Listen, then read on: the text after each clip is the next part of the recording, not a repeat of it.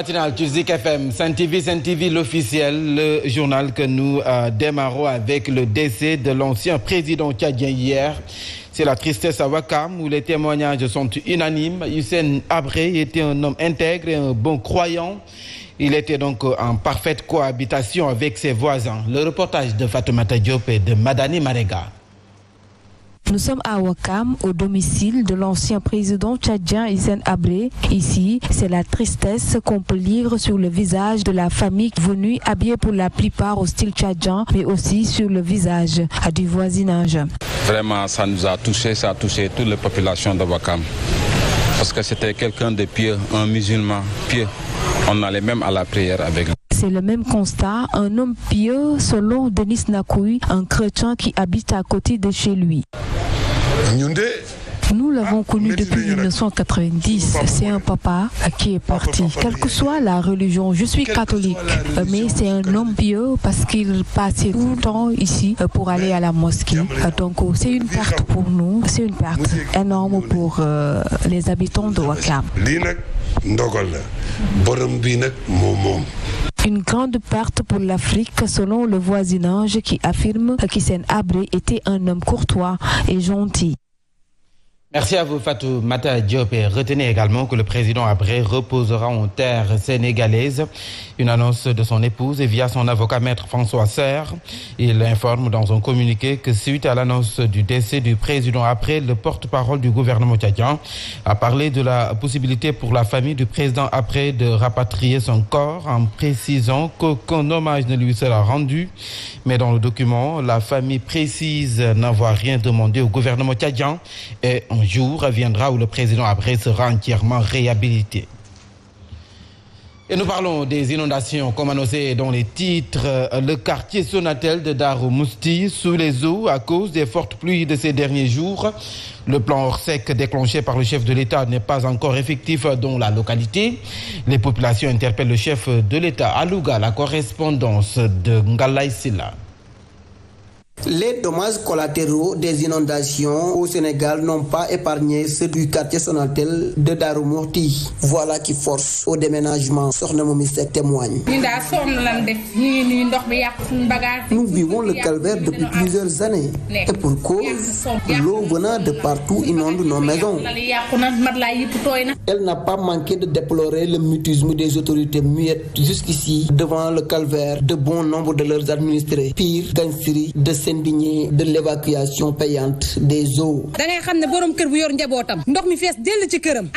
Nous avons tout abandonné sous nos toits, imbibés par les orages qui se sont abattus ces derniers jours. On nous a même prêté cette maison. Nous implorons la pitié auprès de tous. Le maire Madiop Biteye s'est récemment présenté chez nous à 2 reprises pour nous faire prendre que note sans suite jusqu'ici. Dans le cadre du plan Orsec, nous espérons que le président de la République Macky Sall va faire quelque chose et que le plus tôt soit le mieux. Les habitants de Diambougoum, Serer, Padiara, entre autres quartiers de Tivaouane-Peulh n'en peuvent plus. Pas d'eau potable, pas d'électricité, pas de pistes praticables, encore moins de postes de santé. Ces habitants se demandent même si le maire de Tivaouane-Peulh considère ces 5 quartiers de sa commune. Ils ont improvisé une marche suivant la réaction de leur porte-parole. La plus importante, c'est de l'eau. Ici, nous n'avons pas d'eau. Nous utilisons les eaux de pompe, les eaux de pluie. Nous n'avons pas des branchements de robinet. Ici, il y a l'insécurité totale. On n'a pas d'éclairage public. Tous ces 5 quartiers-là, il y a un grand chemin qui se traverse. Il y a une seule lampe qui marche. Cet éclairage public-là, qui pose beaucoup de problèmes. Les agressions ici, le viol et tant d'autres problèmes. La commune de Tivaouane-Peulh n'a pas une grande hôpital. Il n'y a qu'une seule poste de santé que je connais ici à Tivaouane-Peulh. Donc on peut dire que ces 5 quartiers sont les oubliés des autorités comme le maire Papis Diop et ses collaborateurs. Et puis les habitants du quartier Saré-Guilel Extension n'en peuvent plus de vivre dans le noir, pas d'éclairage public, manque criard d'eau, absence de voirie qui plombe l'activité économique du quartier. Une situation qui a poussé donc les habitants à sortir de leur mutisme pour exprimer leur cri de cœur et interpelle donc qui de droit par rapport à leur précarité et qui perdure depuis plus de 30 ans, sans oublier l'insécurité grandissante. À Tambacounda, la correspondance de Mamadou Samoura. Les habitants du quartier Saré-Guilel Extension ont fait face à la presse pour dénoncer la précarité dans laquelle ils vivent.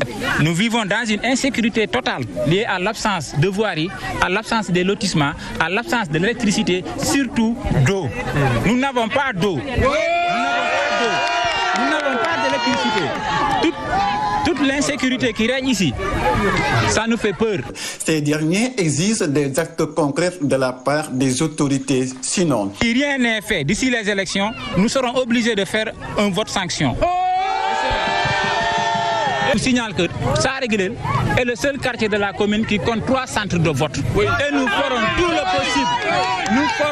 possible pour que la coalition Benno Bokk Yakaar perde ces 3 centres-là.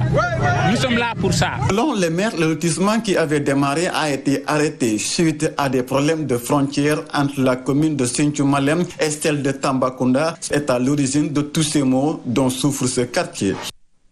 Après un cap sur Ouassadou, colère noire des populations de la dite commune située à la frontière bissau-guinéenne dans le département de Vélingara. Ces populations s'insurgent contre les mauvaises conditions de vie. Pas de route bitumée ni d'électricité. Une insécurité totale règne dans la zone avec surtout le banditisme et le vol de bétail. Donc les jeunes de cette zone réunis autour de Ouassadou debout et qui ont battu le macadam demandent plus de considération de l'État. Le reportage de Pape Kadiali Badji. Les jeunes de la commune de Ouassadou, à la frontière avec la Guinée-Bissau, réclament de meilleures conditions d'existence. Depuis les indépendances, notre chère commune, avec 64 villages et 20 000 âmes, est confrontée à des maux qui freinent notre épanouissement. Notre essor aussi. Nous sommes les oubliés de l'État central. D'abord, le bitumage de la route. Seul l'arrangement de parcours n'a jamais connu ce que c'est le goudron.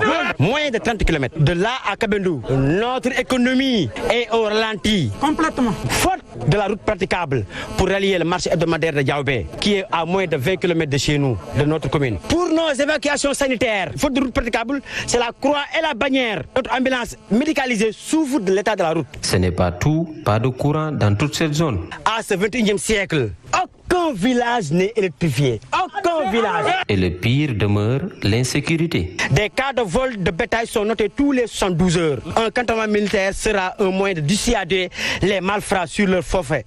Car notre commune est une zone de transit pour rallier les autres pays. C'est pourquoi il demande à l'État de régler cette situation. C'est un avertissement. Dans les plus brefs délais,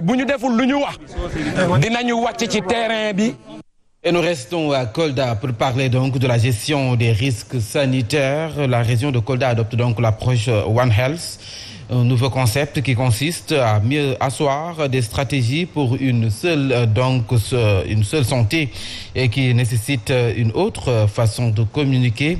Et c'est dans ce contexte que des journalistes et autres acteurs ont été formés pour une application des meilleures pratiques en communication des risques conformément aux orientations du règlement sanitaire international. Ceci en vue d'un changement de paradigme dans la gestion des risques sanitaires.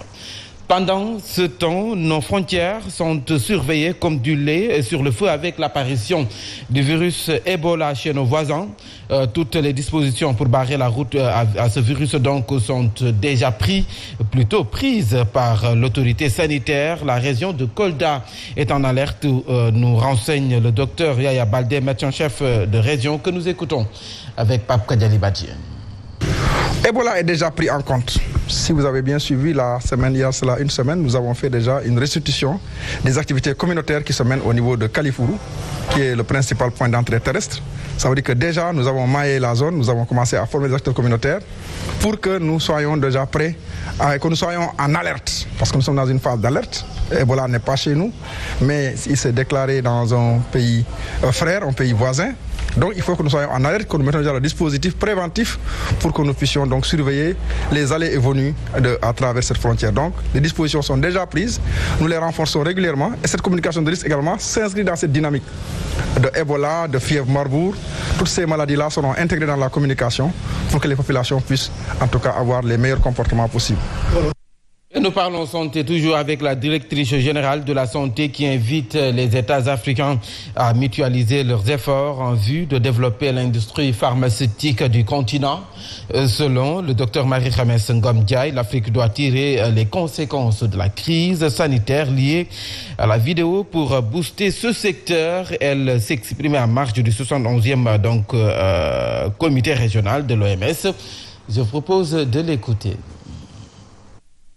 Le Sénégal accentue la surveillance épidémiologique parce que nous avons toujours Ebola en Côte d'Ivoire, nous avons Marburg au niveau de la République de Guinée, nous avons le choléra toujours au niveau du Niger. Des suivis sont faits au niveau des contacts, mais malheureusement, pour Marburg comme Ebola, nous avons toujours des cas contacts qui n'ont pas été retrouvés. Nous sommes en période d'hivernage avec de fortes pluies. Nous aimons bien les eaux de pluie, mais pas les eaux de pluie chargées avec de la saleté, parce que c'est le lit de l'éclosion de beaucoup de maladies. Je terminerai également pour exhorter les populations à davantage respecter les gestes barrières. Et nous reparlons de cette pénurie de sucre, denrée toujours d'une rareté quasi totale dans les marchés. L'UNACOIS pointe du doigt le ministre du Commerce et l'accuse de faire une mauvaise planification en créant donc cette pénurie. Selon les membres de cette organisation, cette pénurie est motivée par une alliance douteuse entre le ministère du Commerce et l'industrie sucrière au détriment des commerçants. Fatla Diop. Après avoir accusé le ministère du Commerce d'avoir volontairement rompu leur partenariat, l'UNACOIS Diapo tire à boulet rouge sur ce ministère. Donc cette pénurie est une pénurie provoquée, c'est une pénurie planifiée. Nous estimons qu'il est plus que jamais urgent de rétablir au plus vite les mécanismes de mise en œuvre de l'accord sur les prix entre le gouvernement et l'UNACOIS, unilatéralement rompu par le ministère du Commerce au profit d'une alliance douteuse avec l'industrie sucrière. L'UNACOIS Diapo s'offusque du fait que l'État n'a pas été prévisible face à cette pénurie. Qu'il n'est pas concevable que notre pays soit surpris par une pénurie d'une denrée. En ce qui concerne la spéculation, l'UNACOIS défend les commerçants. Il y a un procès à tort qui a été fait aux commerçants. Est-ce qu'un commerçant gagnerait à garder un produit qui est recherché par les consommateurs?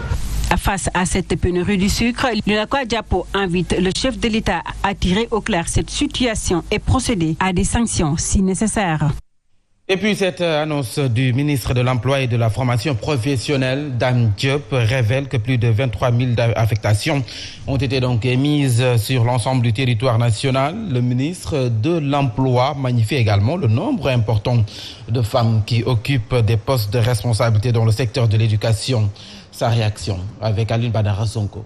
D'une semaine, les services techniques des ministères de l'Éducation nationale ont travaillé pour affiner plus de 23 000 demandes d'affectation qui ont été émises par les enseignants sur l'ensemble du territoire national pour plus de 84 000 postes.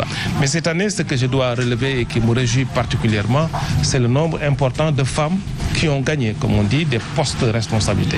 Nous sommes arrivés à près de 20% de femmes qui occupent aujourd'hui des postes de responsabilité dans le système éducatif. Il y a beaucoup de critères qui entrent en ligne de jeu et de manière très transparente, les syndicats sont là, les personnes ressources sont là pour pouvoir apprécier